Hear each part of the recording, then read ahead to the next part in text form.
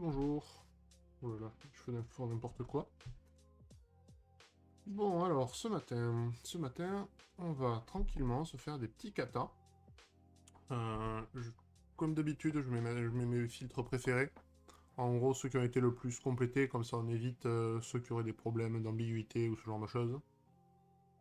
Dans mes langages, bon, il y en a un certain nombre, après c'est souvent les mêmes qui ressortent.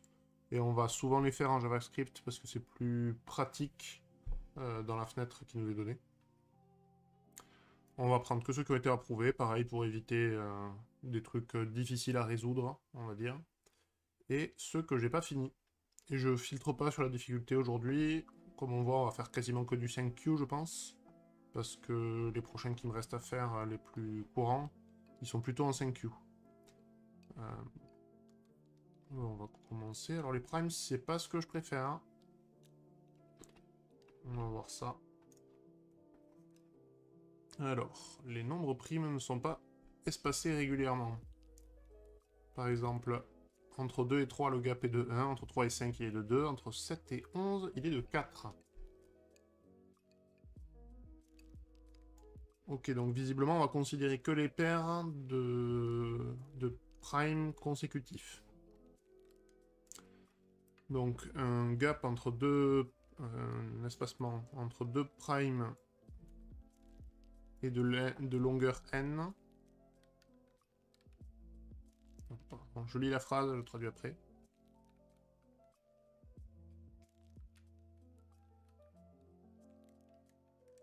Et un run de n-1 consécutive. Nombre composite entre deux primes successifs.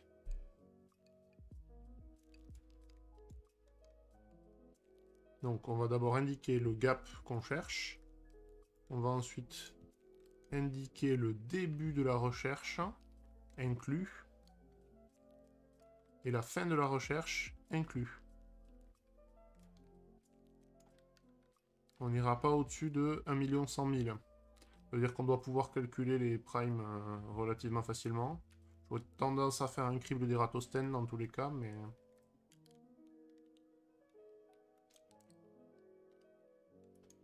Gap 2, 3, 5, retourner 3, 2, 3, 50, pardon, on va retourner 3, 5.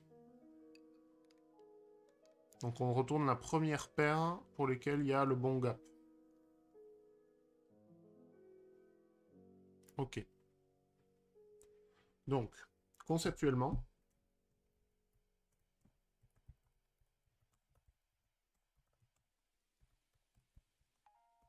on va d'abord calculer les primes qu'on va trouver entre M et N inclus. Euh,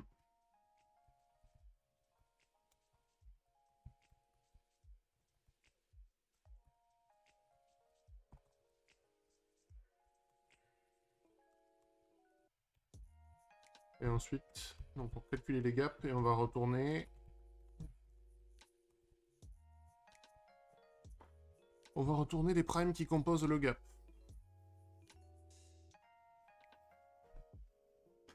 Donc, calculer les primes. Premier truc qu'on va faire, c'est qu'on va créer un range de M à N, ou alors, bah, on va faire un crible d'Eratosthène, je pense que c'est le plus simple. C'est probablement le plus simple. Du coup, comment on s'y prend? On va définir un array de longueur n plus 1. Alors en fait, on va pas les faire de m à n, on va d'abord les faire de 1, en l'occurrence probablement plutôt de 2 à n. Et après on va appliquer le crible d'Eratosthène, donc en fait on va prendre tous les nombres inférieurs, et on va, pour chacune des cases, si je prends un exemple,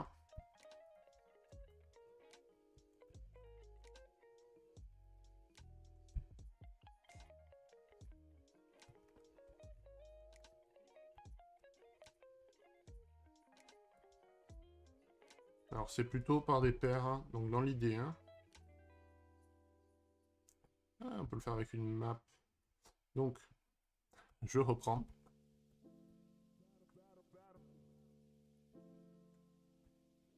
Donc mettons qu'on le fasse avec un objet.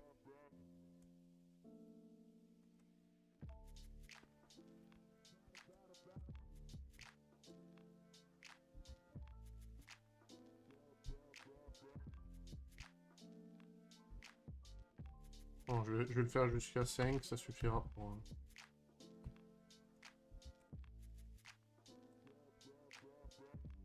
Donc, mettons que j'ai un objet, ça peut se faire avec un array, ça peut se faire avec plein de trucs. Je pourrais juste stocker true false en fait. On va faire ça. Je vous laisse ici en indice, en fait, ça va être les indices dans le array. Et en fait, je vais passer, donc je vais prendre 2, je vais le multiplier par lui-même à chaque fois, tant qu'il est plus petit que n. Et du coup, tous ceux qui sont à un index qui correspond, je vais pouvoir dire, ben en fait, ils sont pas prime. Donc, alors, il faudrait plus de cas, allez, je vais vous en rajouter un. Si je passe avec 3, donc 2, je vais pas le considérer. 3, c'est lui-même, donc il est divisible que par lui-même, je vais pas y toucher. Par contre, 6, qui va être 3 fois 2, ici, on va pouvoir dire que c'est faux. Donc tous les trucs qui sont différents du nombre lui-même et un index dans le tableau qui est un multiple de ce truc-là, on va pouvoir les dégager. C'est ça l'idée de base du crible d'Eratosthène. Donc on va faire un array de length n plus... Donc on part de 0 et on va jusqu'à n inclus.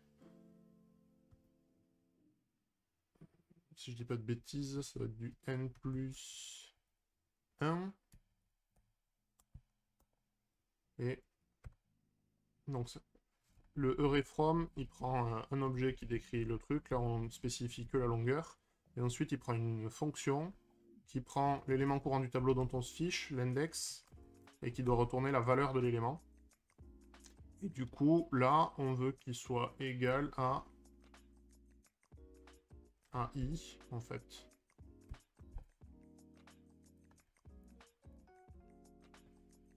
Donc on veut qu'à chaque élément, on affiche l'index. Donc si on fait un console.log ici,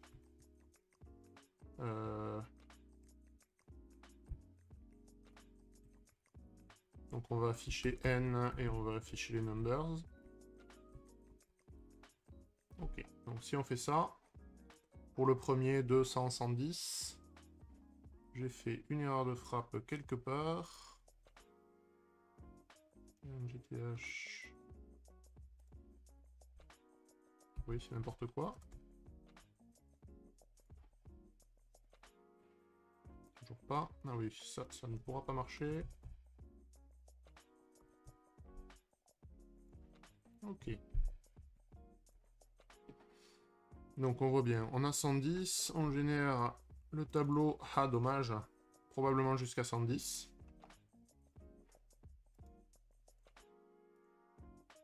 D'ailleurs, on veut pas du tout i, on veut false en fait, partout. Ok, on veut true, pardon. Pour l'instant, ils sont tous prime.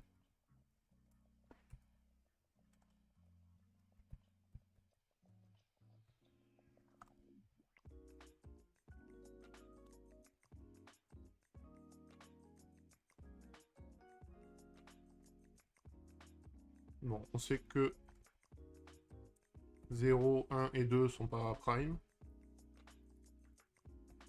Ok. Et après, on va commencer par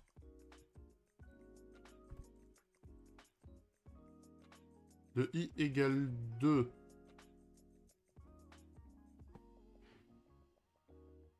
Alors, je réfléchis.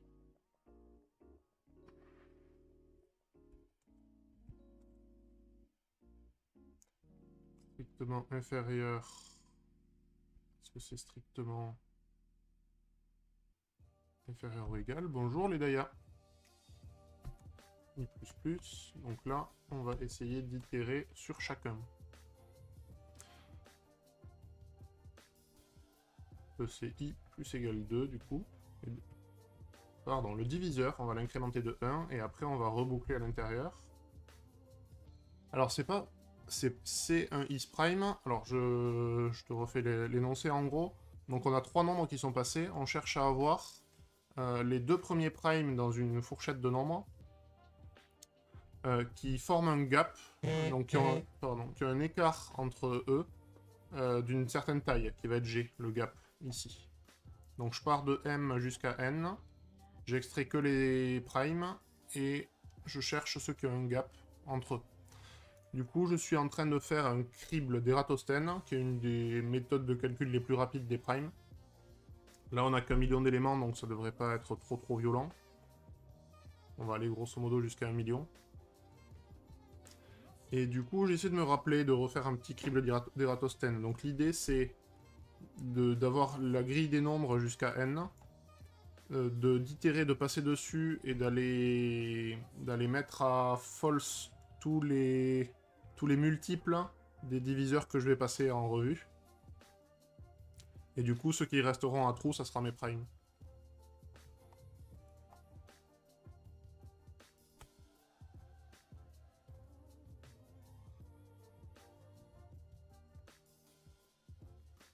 Je fais n'importe quoi en fait. Mult égale, on va commencer par 2. Mult.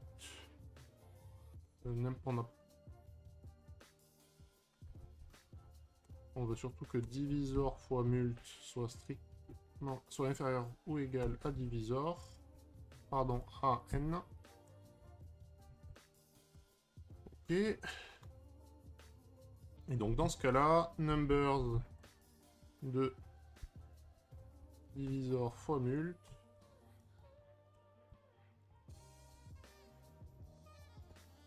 Je vais me rajouter un cas de test bête.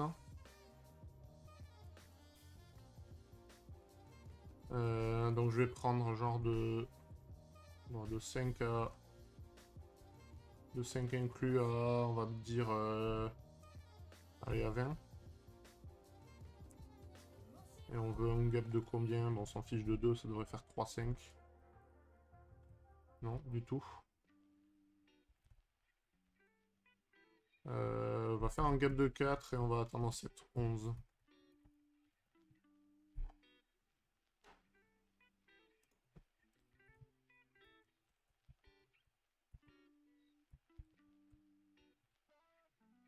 Ok. Donc, où est-ce qu'on en est? Je fais des bêtises. En effet.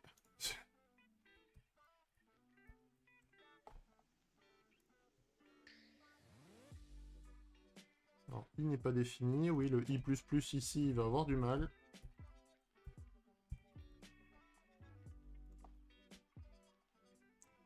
Alors d'ailleurs, le diviseur... 2, 3, 5... On pourrait faire une première passe de 2 et après faire que les paires. On s'en fiche, hein. Ça devrait suffire. Non, j'ai toujours un i qui traîne, oui.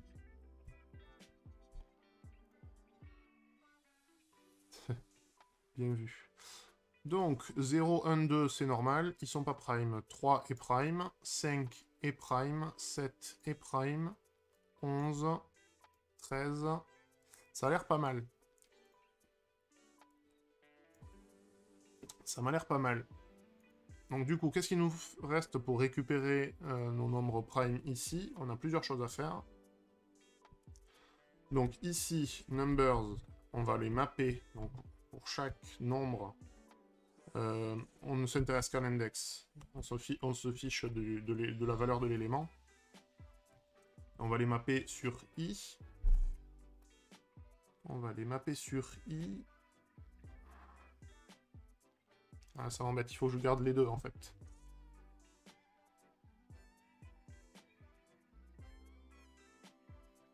Bon, on peut, hein.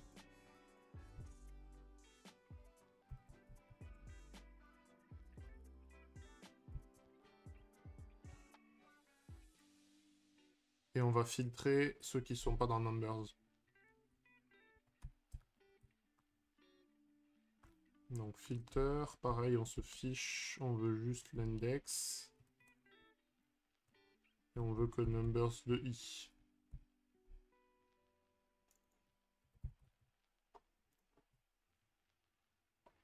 Non, i, filter de i, numbers de i.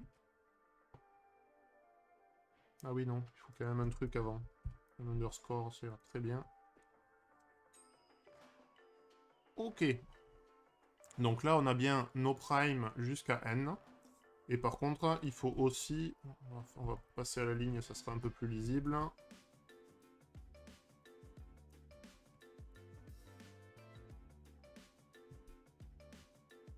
Ok. Bien vu, du coup. Filter. Et donc, on va aussi filter... On veut que E soit supérieur ou égal à M. Et donc là, entre 5 et 20, on a bien ces primes-là. Ok, ça me paraît pas mal. On peut même vérifier si on prend bien la borne max. Ça a l'air bon. Donc ça, là...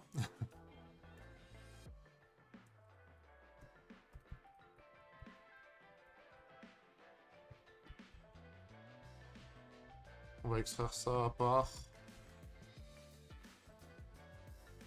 Juste pour s'y retrouver mieux.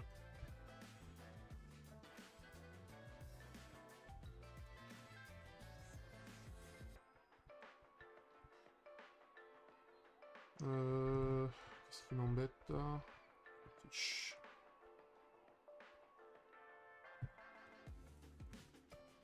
Ok. Donc on a bien nos primes. Ensuite, on veut calculer les gaps entre les primes.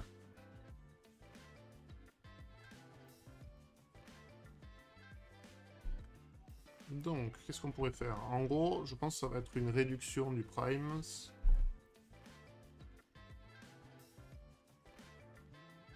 On pourrait aussi mapper chacun des éléments avec son suivant ou un truc comme ça. Voilà, on peut faire un truc comme ça.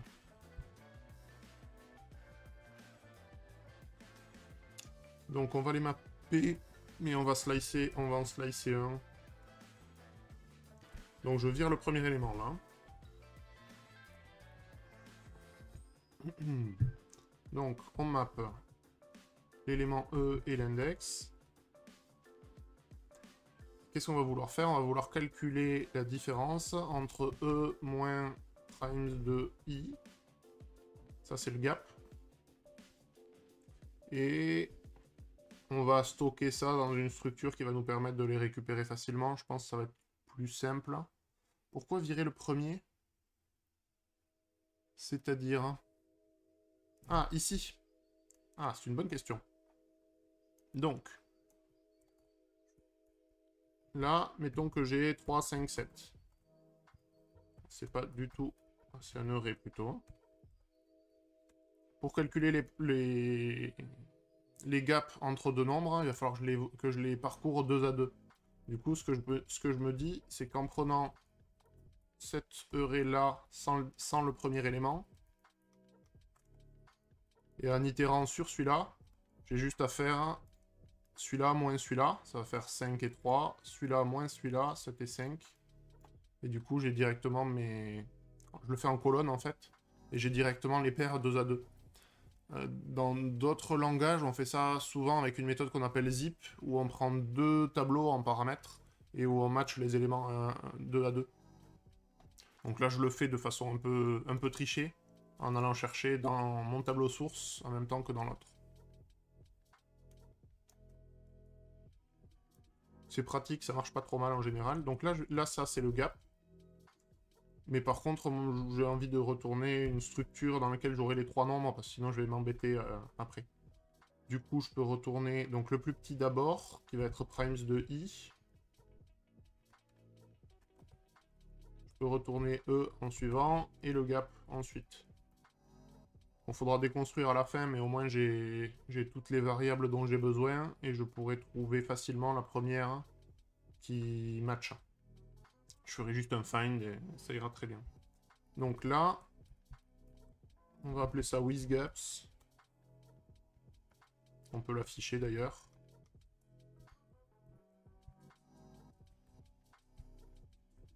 Elle m'énerve cette indentation. Comment ça, je suis psychorigide? Oui, mes tests, ça sera mieux. Ah, je casse. Primes between.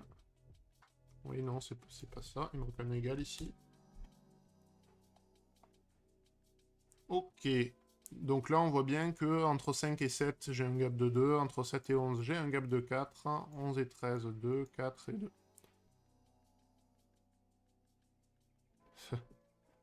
Bind l'indentation sur la souris.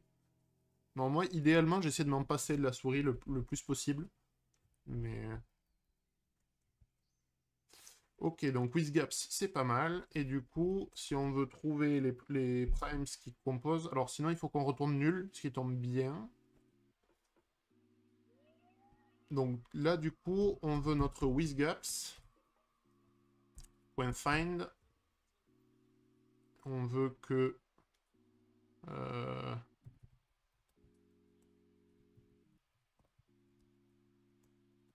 on veut que notre triple de... Notre triplet, là. On appelle triple en anglais, c'est pour ça que je l'ai mis comme ça. On veut que le gap soit égal à G, qui était notre gap. Vu qu'on les itère dans l'ordre croissant, on va pas être emmerdé. On va retourner vraiment le premier, ça c'est bon. Donc, si on le find, s'il le trouve, on va l'affecter.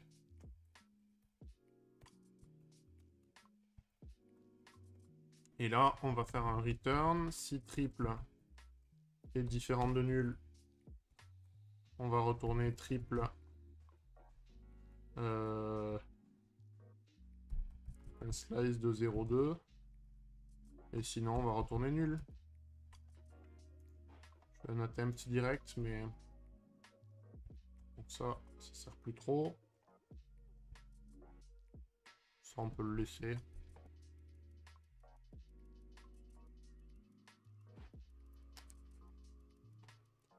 Je fais un slice sur undefined. Donc, c'est moi qui fais une bêtise. Ça retourne pas nul, ça retourne undefined, ça me paraît bizarre. Mm-hmm. Haha.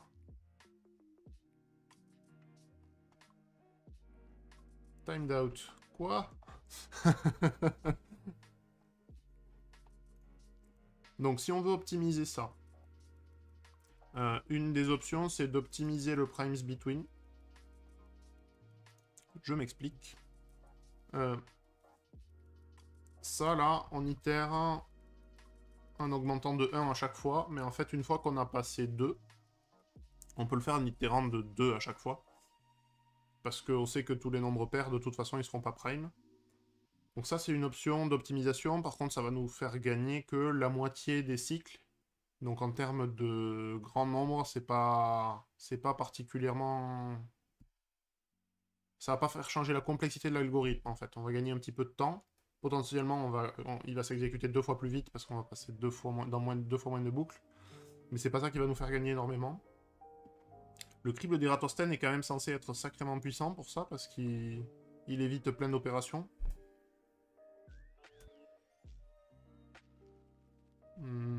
Je réfléchis vite fait à comment on pourrait faire mieux, mais... Bon, je retente de voir si c'est pas juste la plateforme qui galérait aujourd'hui, mais... On va quand même essayer d'arranger ça.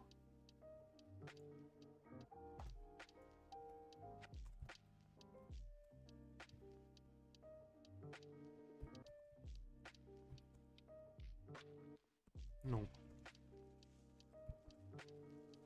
I inférieur ou égal à divisor. I plus. Divisor, on l'a pas, hein, je dis n'importe quoi, c'est n.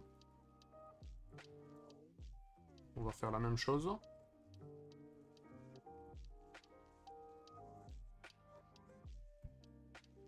Donc on part de... Oui, de 2. On peut le faire en partant de 2 et considérer que celui-là, on l'a pas. Donc en gros, tous les nombres pairs, on va les dégager. Et après, plutôt que d'itérer à partir de 2 ici et de faire plus 1, on va itérer à partir de 3 et faire plus égal 2.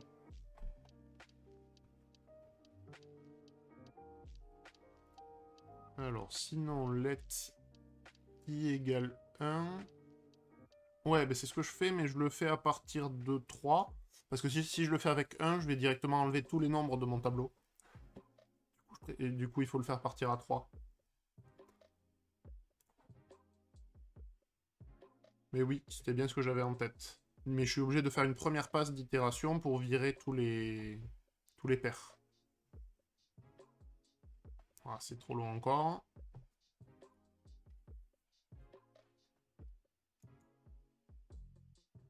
Non, là, c'est pire.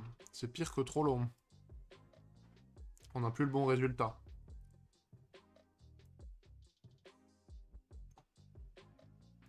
Oui. Et là, c'est pareil, en fait. C'est un plus égal 2 ici. Sinon, on va avoir des problèmes.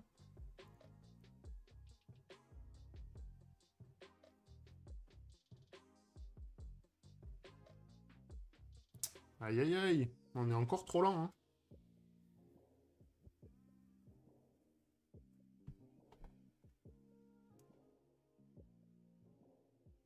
Ouais, on prend un time-out. Qu'est-ce qu'on peut améliorer là-dedans?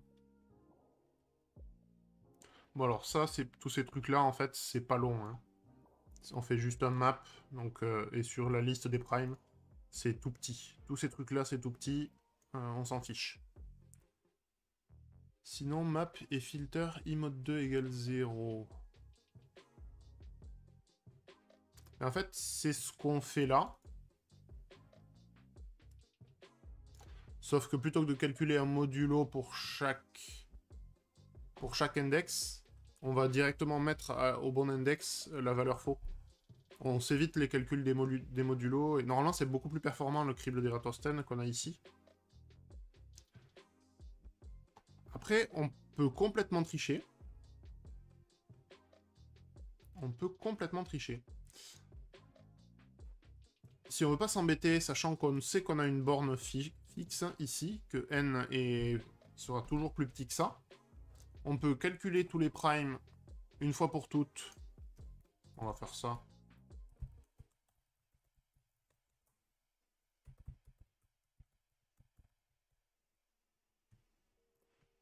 On prend les primes entre 0 et...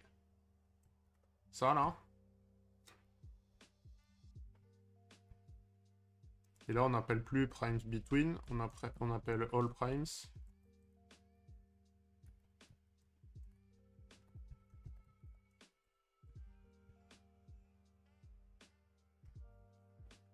Euh...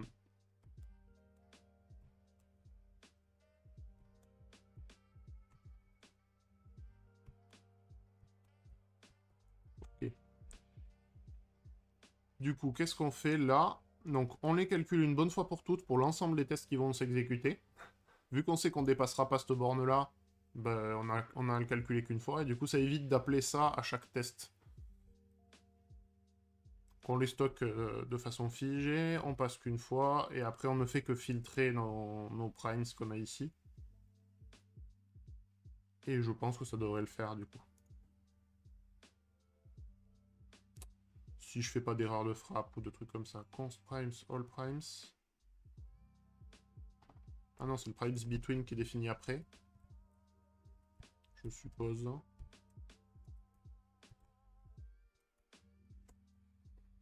Ok.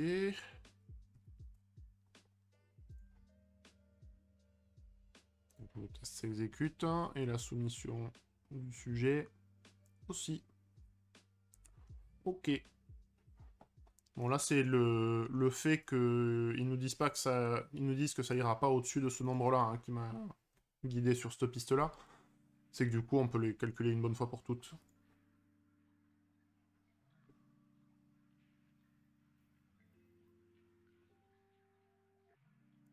Ok, donc on va regarder vite fait les 2-3 meilleures solutions, histoire de voir. Mais du coup, alors du coup, je pense que le fait d'itérer qu'une fois sur deux, etc., c'était pas dimensionnant. Oui, il suffit, si jamais le nombre change, il suffit que je le mette plus grand. Mais du coup, en gros, il fait la même chose. Hein. Il fait une sorte de crible d'Ératosthène. Non, même pas. Oh là là.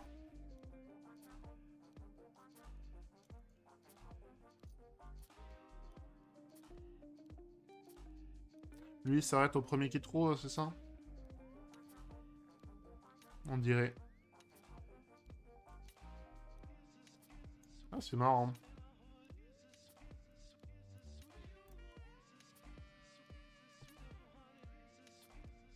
Il mémorise le dernier, ouais, c'est ça. Lui, il mémorise le dernier prime qu'il a trouvé. Il va itérer sur les suivants pour savoir s'ils sont prime. Donc c'est marrant, la sienne est censée être beaucoup moins performante et pourtant elle passe. Je sais pas comment. Je sais pas s'ils ont durci les conditions. Parce que lui, pour le coup, il itère... il le fait à chaque fois, quoi. Pour chaque nombre.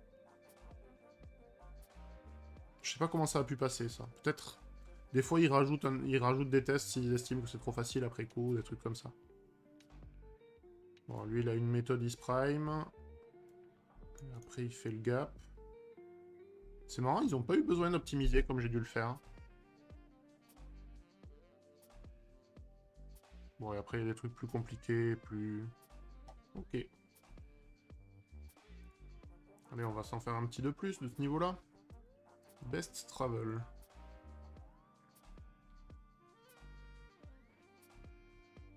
Oula. Quel énoncé? Donc, John et Marie, ils veulent voyager entre quelques villes. J'espère que c'est pas un travel salesman problème. Donc, Marie a sur une feuille de papier une liste des distances entre les villes. Ok. Donc, c'est dans LS qu'on aura ça. John est fatigué, il en a marre de conduire. Et il dit à Marie qu'il voudrait pas conduire plus que T. Donc, celui-là, c'est le temps max pendant lequel il veut conduire. 174 miles et qui visitera seulement 3 villes.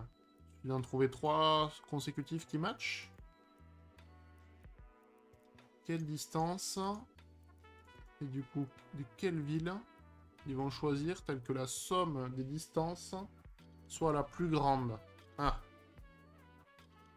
D'accord. Donc il faut trouver la somme de 3 qui soit la plus grande. Mais qui reste plus petite que LS. Et du coup, on peut les prendre dans n'importe quel ordre, les 3, on dirait. Ouais, là il gap, il saute le 57. Donc la somme des distances est donc...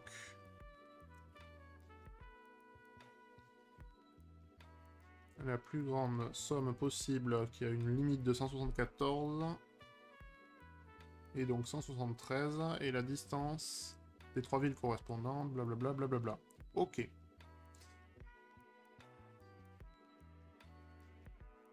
T'en fais jamais des katas? Moi j'en fais régulièrement. Alors là c'est une façon aussi de les streamer, de me forcer à en faire régulièrement. Mais c'est super... Ça fait vachement réviser les bases. C'est assez agréable. Et souvent, notamment la complexité cyclomatique ou ce genre de truc. J'aime beaucoup du coup. Ha. Alors Coding Game, j'en ai pas fait beaucoup. J'ai fait énormément de Check.io. J'ai fait énormément de Code Wars. Là, si on regarde, j'ai fait pas loin de 2000 kata, je crois, dessus. Ouais, 1932. Ça commence à faire beaucoup. Et d'un peu tous les niveaux. Les 1Q sont vraiment... enfin, ils me prennent souvent de nombreuses heures. Voire la plupart, un jour, me suffit pas. Et c'est assez intéressant, du coup. Ça fait réfléchir à plein de trucs. Du coup, la somme... On va itérer comme des bêtes.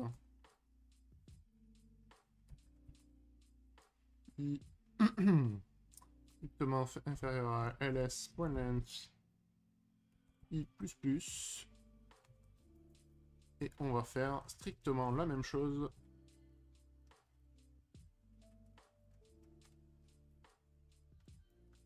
pour j et pour k dans l'idée.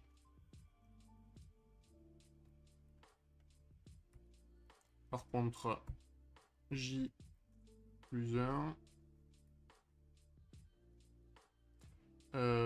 j strictement inférieur à la longueur, et le k, il va partir de j plus 1, k strictement inférieur à length, k, et ici j. Bon, du coup, on est sur de l'algo N3, hein, c'est pas fou. J'ai stop quand je me suis levé par nuit pour finir un code. Ah ouais, quand même. Je crois que j'en suis jamais arrivé là. J'attends le matin, en fait, pour reprendre dans ces cas-là. J'ai le sommeil assez lourd. Du coup, j'ai tendance à pas trop me réveiller dans ces cas-là.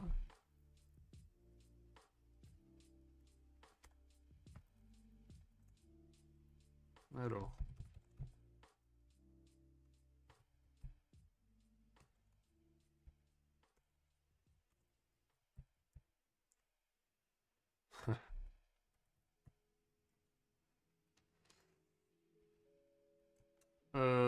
Va falloir voir, parce qu'il veut retourner nul si jamais...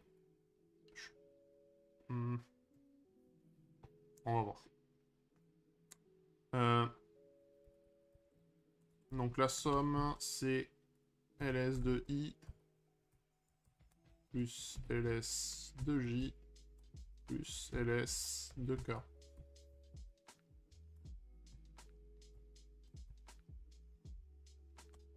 Donc si la somme est plus petite ou égale à t, qu'est-ce qu'il vaut? À quoi il sert k par contre?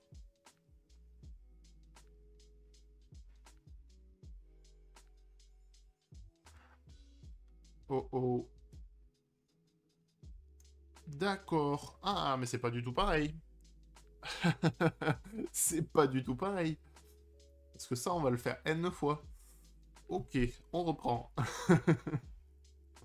Je pensais que c'était toujours 3 en fait, mais pas du tout. Donc... En fait, ça revient à dropper la longueur de l'S moins K, mais de façon aléatoire. Ça va être compliqué. Réfléchis à un algo qui pourrait me faire ça.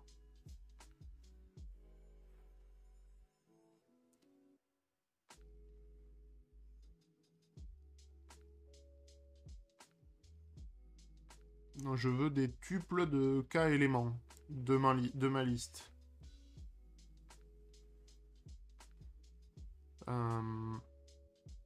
Comment je pourrais composer ça?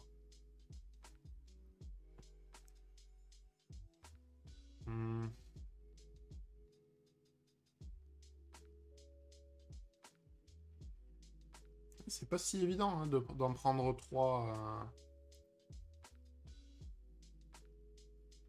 Alors, il y a un truc qui pourrait marcher, mais qui va être un peu violent en termes de calcul. On peut essayer toujours. C'est de faire un appel récursif sur choose_best_sum. En gros, on va essayer ça.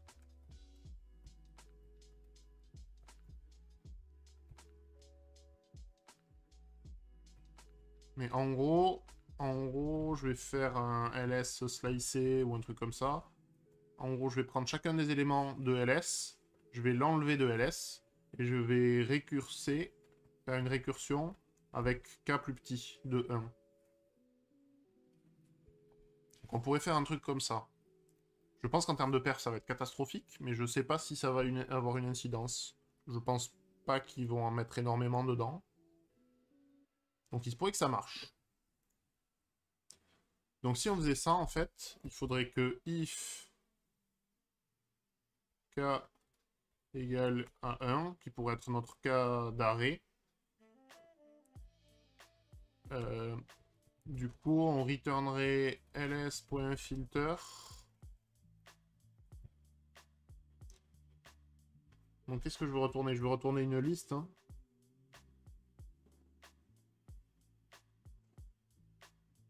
On veut retourner la meilleure somme.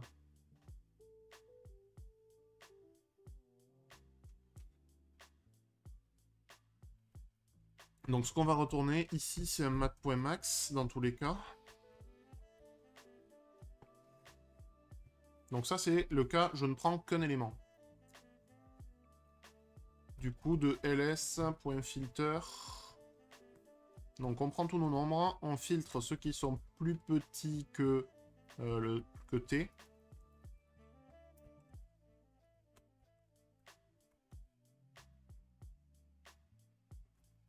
Et alors je fais une déconstruction, c'est pour pouvoir passer le tableau en tant que valeur unitaire à mon mat.max. Le mat.max, il prend les nombres en paramètres, pas un array. Du coup, je convertis mon array en vararg.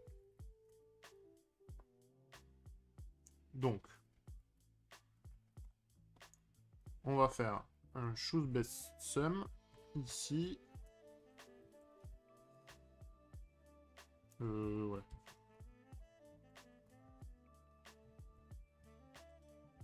Var ts, le var ici ne sert plus. Ok, donc ici, mettons qu'on mette 4, 5, 6, 7, soyons fous. On veut 5 au max, on veut en prendre que 1. Et idéalement, on veut du coup que ce soit égal à 5, j'imagine.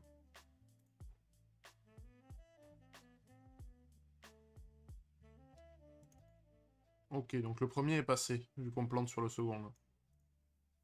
Ok, donc ça, comme cas d'arrêt, je pense que ça devrait suffire. Et sinon, on va mapper. Donc je pense qu'on va retourner un mat.max. Encore. Si j'arrive à taper. On va déconstruire encore. Donc pour chacun des éléments. On va avoir un problème, j'y reviens après. Donc mon élément, je vais l'appeler n. Ici, on va retourner choose best sum. Alors le problème en fait c'est que le cas où ils sont tous plus petits que la valeur qu'on cherche, il va nous poser des soucis. On va y revenir. Après je pourrais retourner -1 ou un truc comme ça, hein, mais...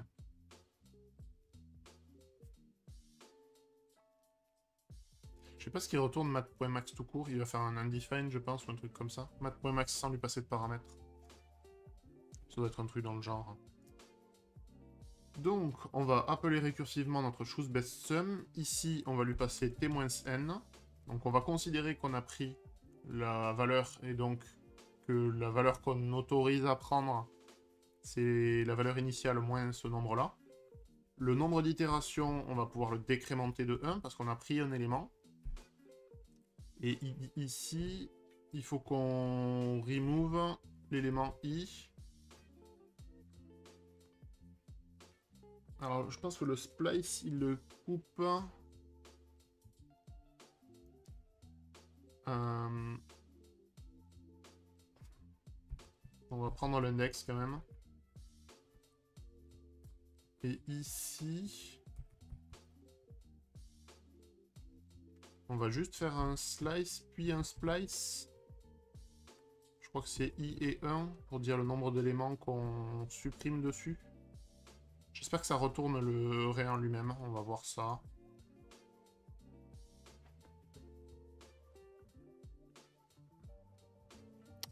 Il manque une parenthèse quelque part.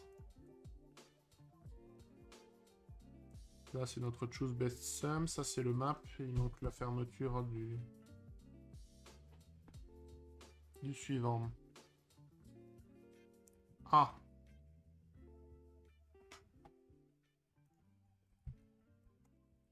On va débugger un peu.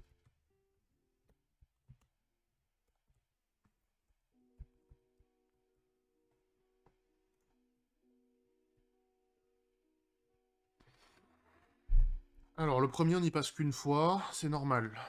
le 163 avec notre liste là. Donc moi je m'attends à ce qu'on prenne 50, qu'on passe 113, 2, c'est pas mal. Puis qu'on prenne le 55. Ah pardon, le 113, 2, on réitère dessus, donc on prend le 50. Ah oui, non, ça c'est bizarre. Ça c'est pas bon. On devrait pas passer 50 ici, on devrait passer tous les autres en fait. Donc Splice, il retourne la valeur qu'il a tronquée. C'est pas du tout ça qu'on veut. Après, on peut faire une concaténation de... On va faire ça. Ok, on va faire ls.slice de 0 et de i. Et on va rajouter ls.slice de i plus 1. Truc comme ça, on va tester.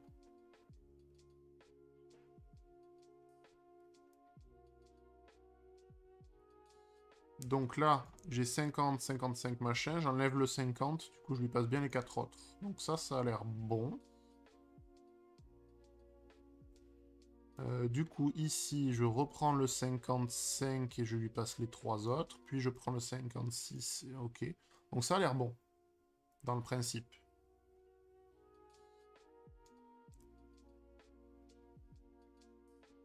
Ok.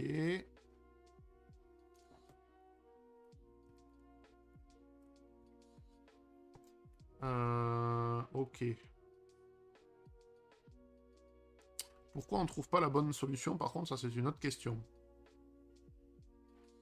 Ah, mais parce que ici c'est n plus choose best sum. Ok. Là, je pense qu'on est mieux. Toujours pas. Ah, moins infinity égale à nul. Ça me paraît pas mal. Ça me plaît assez. Donc je pense qu'on a la solution. Dans l'idée. Je pense qu'on a la solution. Il me reste juste à gérer le cas où, ici, on a un tableau vide, en fait.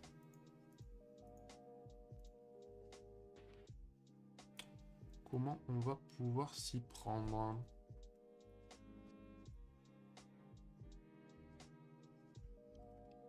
Il y a la solution bourrine.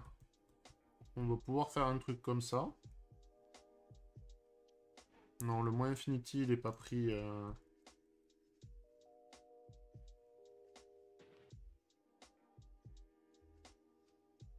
Hmm.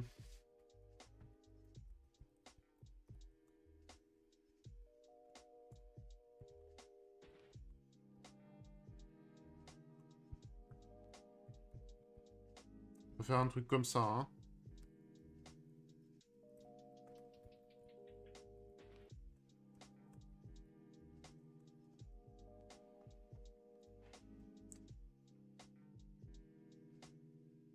Du coup, non, ça ne marche plus. Ah.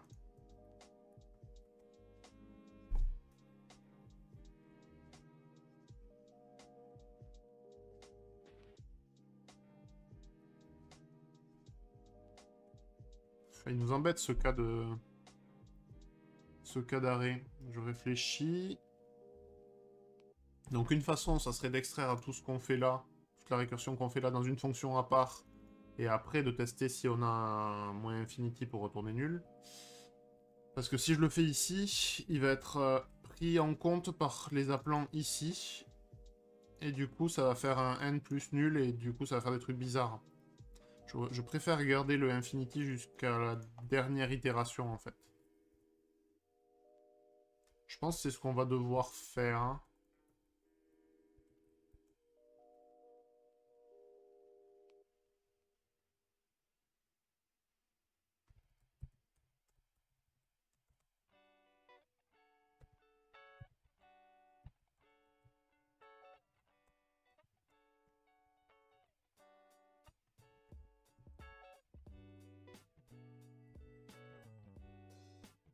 Ok.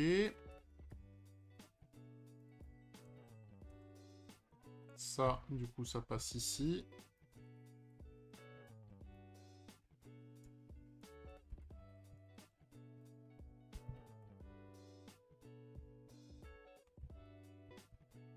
Donc, ce que je fais, j'ai extrait dans une méthode.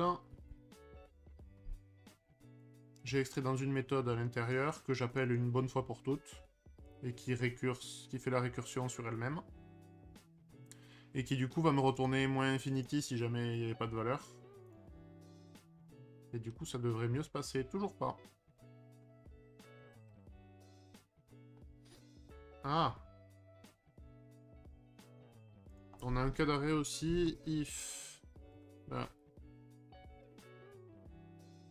k supérieur à ls.length.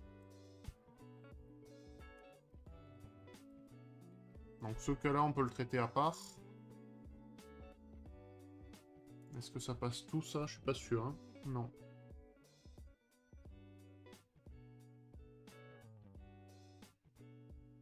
Ça marche pas du tout, ma solution. Ça marche pas du tout.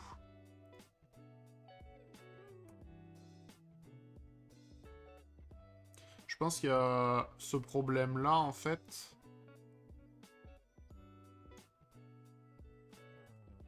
En fait, je pense qu'on peut le faire à ce niveau-là.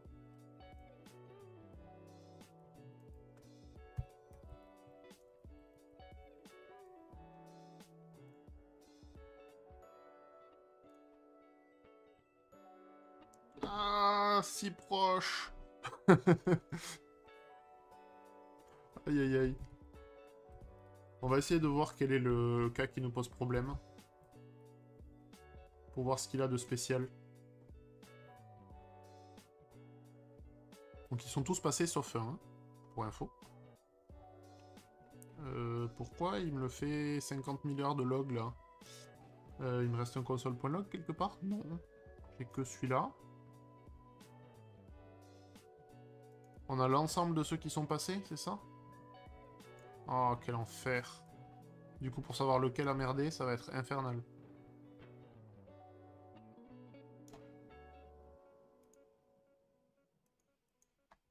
Ah ouais, non, on en a plus qu'un qui foire, là. On en a pas mal, même.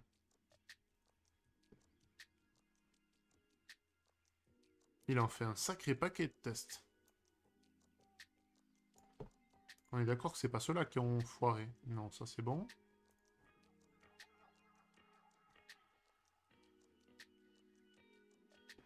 Intéressant. Pourquoi j'y passe autant de fois? Il y a vraiment autant de tests que ça?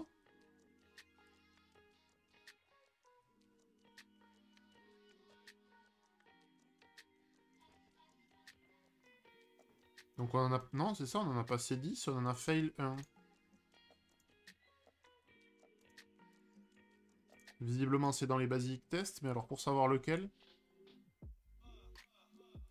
On a un cas qui passe pas, hein, dans tous les cas, ça c'est sûr. J'aimerais bien... Voilà. 344.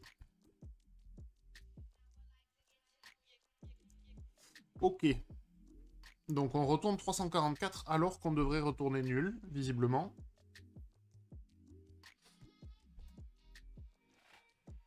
J'espère que c'est pas un cas où on loupe... Ah.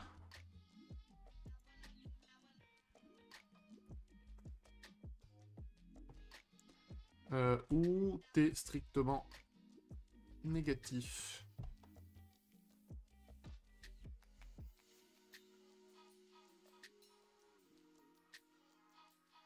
Parce qu'en fait, je réfléchis, mais... On considère pas le cas d'arrêt, là, en fait. Ah, là, j'ai tous foirés, c'est parfait.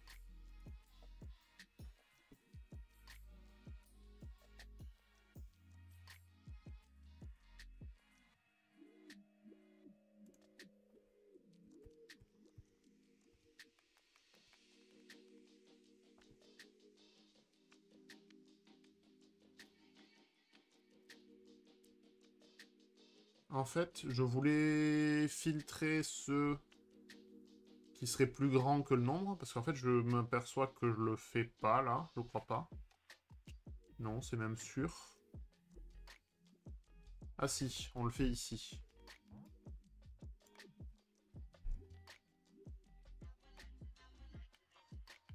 Et est-ce que c'est... Ouais, j'espère que c'est pas strictement inférieur, on va voir, mais...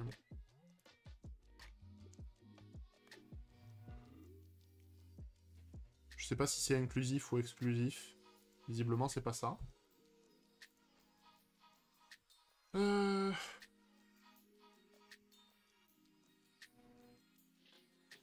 va relire vite fait l'énoncé.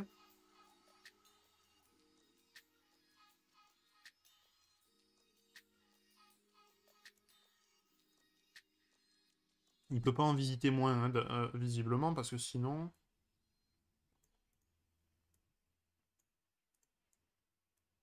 Parce que là, sinon, il nous retournerait la valeur d'une des villes. Il nous retournerait pas nul.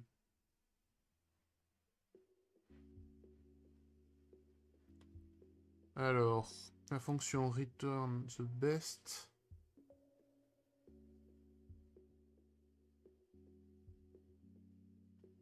Non, c'est bien ça. Mhm.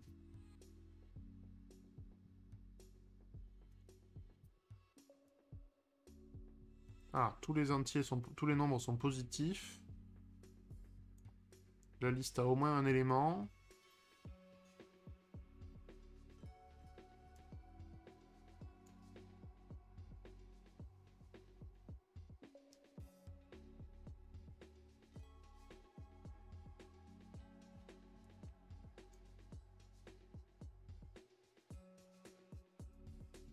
Ah, mais le filtre, je le fais que pour le dernier. C'est ça mon problème, en fait. Donc ici, on pourrait rajouter le même filtre, en fait. Bon, ça va commencer à vraiment devenir illisible, mais...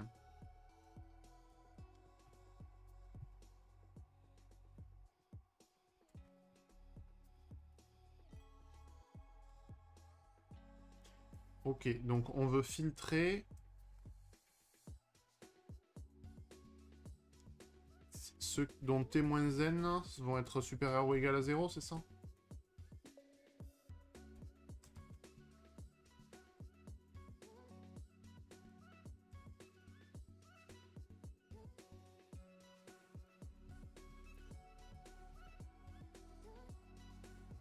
Ah. Je vais pas l'avoir. Hein. Moi non plus, j'aime pas trop laisser quelque chose de pas terminé, mais là...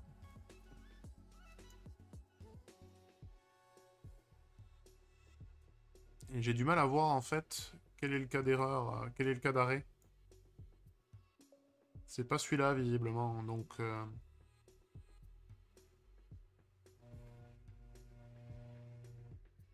C'est frustrant de pas voir de pas pouvoir voir quel est le cas qui est testé réellement.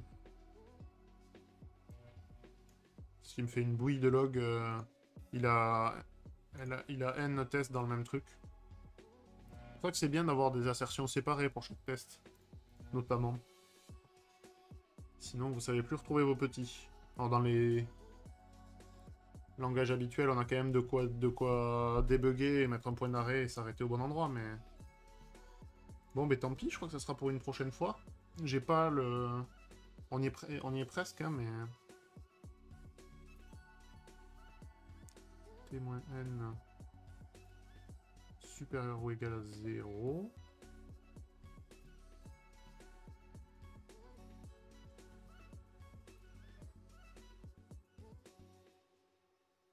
Ah oui, oui, mais ça revient au même que de dire que t supérieur ou égal à n.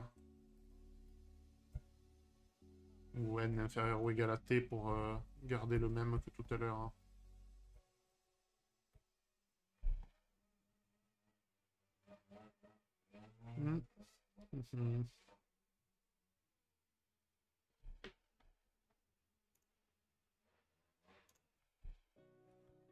Non, parce que là, on a vraiment une vraie valeur. Je sais pas. Là, j'ai pas la solution là. J'y réfléchirai à tête reposée. Bon, je vais m'arrêter là. Il va être le temps de commencer la journée de boulot. Ben, merci à vous d'avoir suivi. Et puis à très bientôt.